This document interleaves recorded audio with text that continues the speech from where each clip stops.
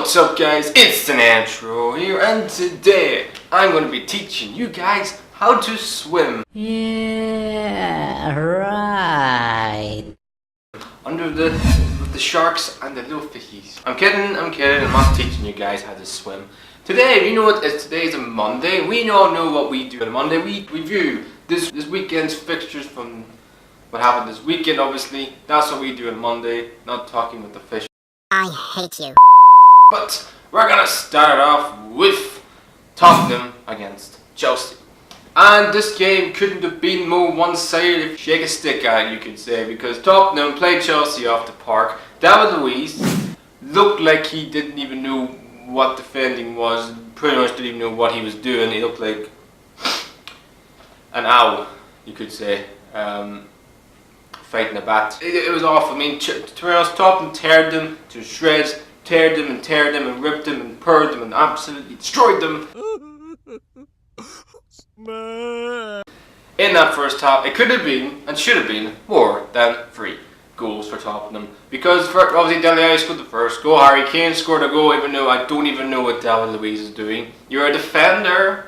Defend the goddamn shot. No, I think I know what I would do. I would just let him shoot. No, I don't. You know what, Harry Kane? You're a top striker. Why don't you score? Sure, I'm rubbish. I don't even know why I'm a centre back. Why don't you just score? And I don't even get me started with the goalkeeper, even though I don't blame Kepa for the goal, because he thought David Luiz was going to fucking make a challenge. He didn't do shit. It's basic defending, and this man does no basic defending. And you're going to see this for the whole video. David Luiz was absolutely atrocious. And yes, he wasn't the only man to blame, because Sergio didn't have a great game either, because he was man-marked by Dele Alli. But Candy didn't have a great game. William walked on the pitch. Like, I can't excuse players for walking on a pitch. Especially, it's definitely if you have an injury, that's fine. But even though players with injuries pretty much just lie on the pitch to waste time. But I have no excuse for players walking the pitch. And William was a disgrace. I mean, 2 Brazilian players in this game, William and David Luiz, didn't care. Didn't really give a shit. This is a massive derby. Yes, I know Chelsea's being rivals of Fulham because they're closer. But Tottenham and Chelsea do not like each other, and the Chelsea fans were absolutely livid full time. I don't blame them. The only positive they got was the goal, but to be honest, that was only the only thing they did in the whole game, because I shouted at the screen when I watched this match. Cross the ball in the box. Morata has scored goals this season. When you give the ball in the box, it's almost like Chelsea didn't know how to cross a ball, because it's just, I mean, this is Chelsea's first defeat of the season, and what way to lose your first game? Yes, Ronaldo, Chelsea's were going to lose games this season, obviously. They weren't going to have a blitzing, incredible run right through to an incredible season like going to win the league, which was never going to happen this season. I always said Chelsea this season, if they get top 4, maybe win Europa League, I think that's a decent season for you guys, because I just don't feel this Chelsea team at this moment in time are title challengers. I think Liverpool and City, they have strength and depth in terms of they have great strikers, they have great defenders, they have great squads. Chelsea's squad is a very good squad, but they're not a great team, because I still think defensively they can get at this team. A major problem with Chelsea this season has been a striker who can put the ball in the net this season. I know Giroud scored a goal in this game, but when's the last time this man's been consistently scoring goals? Morata for me hasn't done it. Yes, Morata can score like 3 goals maybe in the odd game, but the man isn't consistent, and I don't see Chelsea winning the league this year because they don't have the strength depth in terms of the team to fit the title. Is what I'm trying to say. So, but Tottenham, they're up to 3rd now. They leapfrog Chelsea in the table, and right now they are really on maybe like a crest of a wave at the moment, because they're on a really good run, even though they keep winning by the odd. I mean, they beat Crystal Palace before the international break by the odd goal. They haven't really played exhilarating football this season, Tottenham, but they have a massive game coming up on Tuesday in the Champions League against Inter Milan. That game is humongous. Win that game, they have a huge chance of qualifying. They have to probably go to Barcelona and win that game, because I expect Inter Milan to beat PSV. So it's all on line right now. Right now, Pochettino and Tottenham players have put all their chips in. And trying to make sure that they win the hand that is qualifying for the next stage of the Champions League. But they're flying high at the minute. Win C. As for Chelsea, David Luiz, you can't defend. Maybe you should go and make TikTok videos, and maybe that's the only good thing you're going to be good at. Now head to Spain, and we're talking about Atletico Madrid versus Barcelona. These are definitely the 2 title challenger fighting for the title this season. Real Madrid have been a disgrace. But Barcelona and Atletico Madrid, two very good teams. Atletico Madrid, look, I always said, I've come out in previous videos, I said Atletico Madrid have to go back to the old Atletico Madrid. The old Atletico Madrid that are nasty, awful, dogged. You smart. You very smart. You know, those type of teams you don't really like facing against each other. And that's what they did in this game. They were back to the old Atletico Madrid of old. And I'm only saying that they should have gone back to this. And that's what they did. They got into Barcelona. Barcelona really struggled in midfield, I thought. And because likes of Arthur and Coutinho just couldn't get his passing going because Atletico Madrid was so dogged and organised in there. And Diego Simeone takes a massive credit. I know he hasn't beaten Barcelona yet as Atletico Madrid manager, but he nearly got there. I also said in my prediction, if you don't know, and I'll leave a link to that in the description. That's great. But I said this would be a 1-1 draw. I got that right. I also said Diego Costa will get his first goal in La Liga this season. I still can't believe he hasn't scored a goal in La Liga this season. And he also did that, even though the marking from Rafinha I question big time. But at the end, Dembele, who is definitely Barcelona for me's best improved player this season, gets a late equaliser, nutmegs Oblak in the back of the net. Even though I do question the defending, he got so much space. I know Messi just put the ball into him, but for goodness sake, the space he's got, come on, you need to defend better. But will a draw a fair result? Probably yes. You probably say Atletico Madrid edged the game probably, but I thought the draw was a fair result. I thought it was a very tactical game. I don't think it's a great game to watch, but it's a great tactical game to watch in terms of both teams seeing what they are really. But these two teams are definitely going to be fine for the tail this year, along with Sevilla, who top the league at the minute and are flying at the minute. So we've got ourselves a title race this season, and anyone from any of the top 6 for me could easily win it this year. And they're staying in Spain, and we're talking about Real Madrid against Eibar. And my goodness me, Real Madrid, you run a really good run of form. You sacked Lopetegui a couple of months back. You bring in a manager who I've never heard of, and probably no one's ever heard of, who managed the B team. Yes, people say, oh, well, Zidane managed the B team, but Zinedine Zidane was one of the greatest players, probably one of the greatest French players of all time. Everybody knew what Zidane was. Nobody knew who this guy was, Solari, or whatever his name is. He came in, won 4 games. He said, okay, it looks like Real Madrid is starting to get something going. And then at the weekend, they got absolutely thrashed 3-0 by Eibar. It's funny because it's true. Eibar, this is a team who's got their stadium holds 8,000. That's lower than Bournemouth, for goodness sake. Why did they get beat 3-0 by Eibar? I mean, this is ridiculous from Real Madrid. And I keep saying, man, I've said all season, Real Madrid are just going backwards until Real Madrid changes their whole philosophy of that football club. Yes, we know Real Madrid won 3 Champions Leagues. That's past. That's the past. We're on the future, ladies and gentlemen. We're not back in 2016, 2015, or 2018 when they won the Champions League. We're now living in 2018-19 season. This is a new season. Forget Real Madrid, what they did in the past. They need to figure what they're doing now. And right now, they don't have a future, and they don't have a fucking plan. Florentino Perez had everything. He thought he had the best player in the world in Ronaldo. He had probably the best coach right now in Zidane. They're now gone.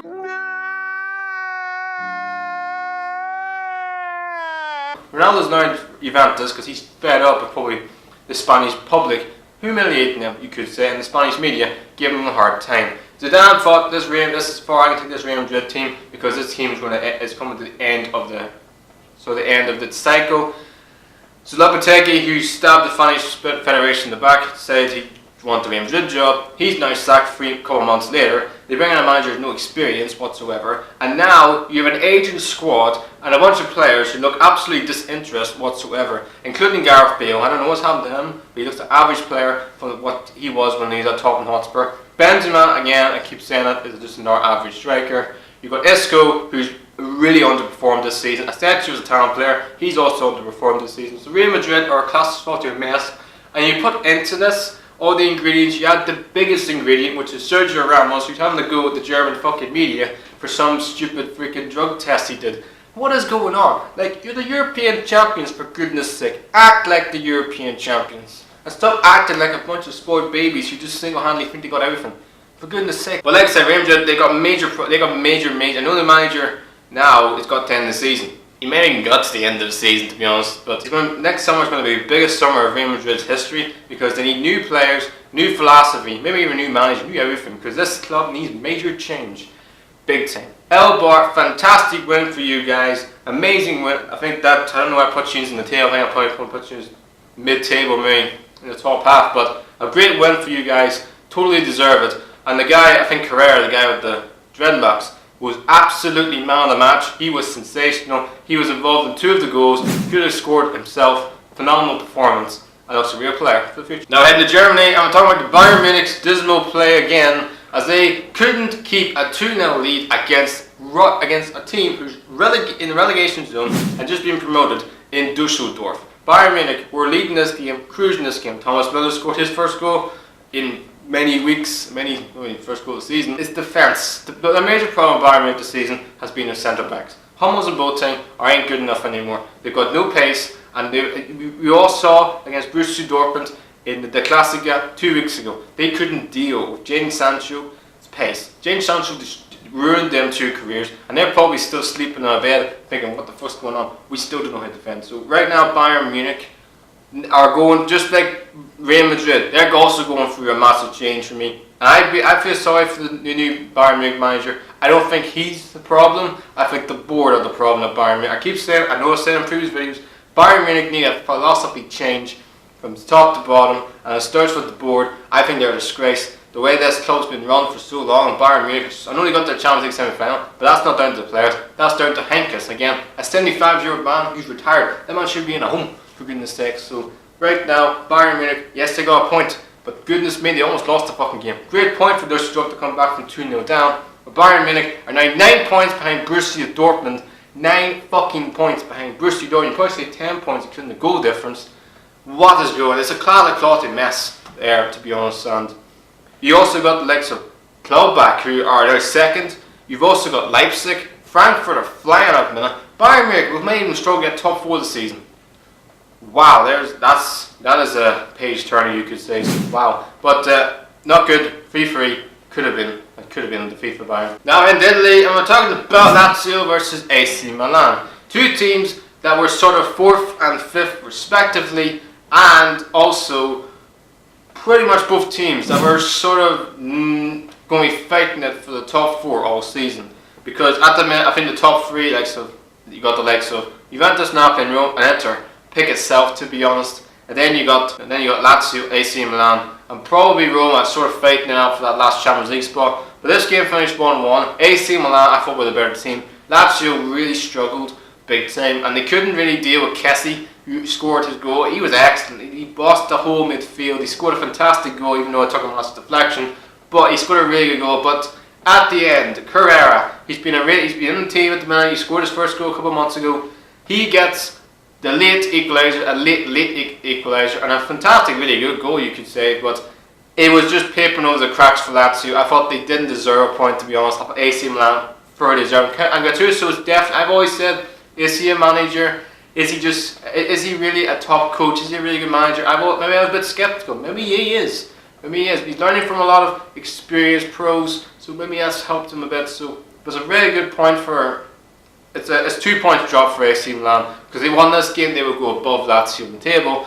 But at the minute, they stay where they are, and Lazio are a point ahead. But Lazio this season, their biggest problem is against these top teams like Juventus, Napoli, Roma, and many other top, even Inter and AC Milan. They can't win these games, and that's been their Achilles heel all season. They can't beat the teams that they should beat, fighting for the Champions League places. If you don't beat the teams, you're going to be fighting for the top 6 this season, and you're not going to get in the top 4. Lazio, you'd be lucky to get a point in this game. So the Lazio were lucky to get a point. They were relieved to get a point. AC Milan would be kicking themselves with that 2 points. But they did miss Higuain for this game because he was suspended, obviously, for his red card against Juventus, which for me should have been overturned, because I felt it's a harsh red card. It should have been a yellow card, to be honest, but it's a harsh red card. But he'll be back probably not next game, but the week after. Now back to the Premier League. I'm talking about Fulham. Get a win, and with a new manager in there too. After you can't see Kanovich got the boot, he's sacked, he's out the door, he's back to probably Serbia. They bring in a man who won the Premier League title, the incredible story and the incredible fairy tale ever at Leicester City. And Claudio Ranieri, he was appointed former manager before the international break. and man, he's transformed one player right now, and that's Alexander Mitrovic, who I said will score goals for Fulham this season. I think Fulham will stay in the Premier League this season because of Mitrovic, and now they have a manager in Rania who will get this team defensively organised, which has been their biggest problem all season. They're the only team in the Premier League, I think the only team in Europe not to have a clean sheet this season. I think they will. I just think, again, he's only had a couple of weeks to get this team organised. I think he will get this team defensively solid in weeks coming, and I think they will stay in the league. This is a massive win against us. This is a massive 6-pointer and a massive relegation scrap against Southampton, who, yes, Southampton did take the lead in this game, but Southampton's biggest problem this season, A, consistency, B, scoring goals, and the biggest one, defending.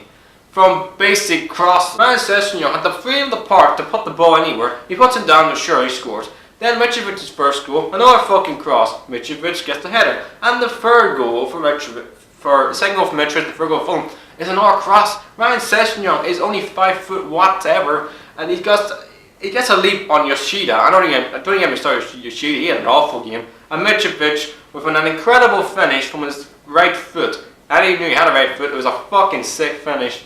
And he's been in incredible form, but I think that's his 7th or 8th goal this season. He's up there with actually the top goal scorers in the Premier League. I said of Aubameyang and Eden Hazard and Callum Wilson. So he's had a fantastic season so far, Mitrovic. And I've said he will score goals for Fulham. Fulham's problem is can they get their defence? I mean, they have to score 3 goals to win a game, to be honest. So if they can cut it down to 2 or maybe 1, they will stay in the Premier League this season, Fulham, because I think they have enough attacking players that will score goals.